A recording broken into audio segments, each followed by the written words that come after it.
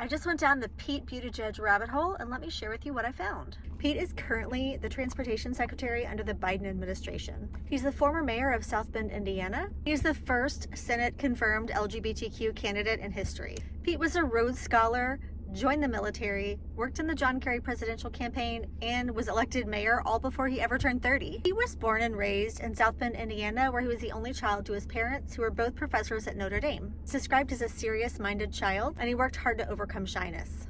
His mother was also raised in South Bend, and his dad was an immigrant from Malta. His father originally wanted to be a Jesuit priest, but he ended up teaching literature at Notre Dame instead. His mother taught linguistics. Likely because of this, Pete knows 7 languages plus English. Pete was his senior class president. He was voted most likely to be president someday, and he was valedictorian. He attended Harvard University, and afterwards he became a Rhodes Scholar.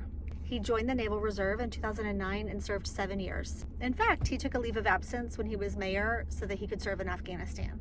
In the 1990s and 2000, he dated women, and he wasn't sure if he was brave enough to come out. This was a time when criticizing gay lifestyles was not only commonplace, it was accepted. He wanted to be a high-profile career public servant, but he feared that coming out as gay would be political suicide. In 2014, he realized that he had never been in love and he could die having never been in love, and so he resolved to change that, and he came out in 2015. After he came out, he said that it took years of struggle and growth for him to realize that being gay was just as much a part of him as having brown hair. Pete met his current husband on Hinge in 2015. His current husband, Chasten, if I'm saying that right, is a teacher and an activist. Pete proposed at the airport at gate B5, which is exactly where he was when he saw his now husband's profile for the first time on Hinge. Pete and his husband adopted twins in August of 2021, boy-girl twins, Penelope Rose and Joseph August, who goes by Gus. Her adoption was a total surprise. While they had struggled to adopt for over a year,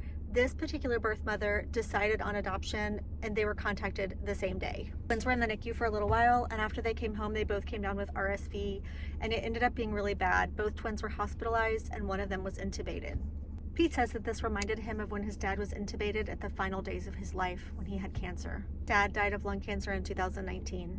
His last words were, "It's been a good trip." Pete is super close to his mom, and he and his husband and his kids now live in Michigan.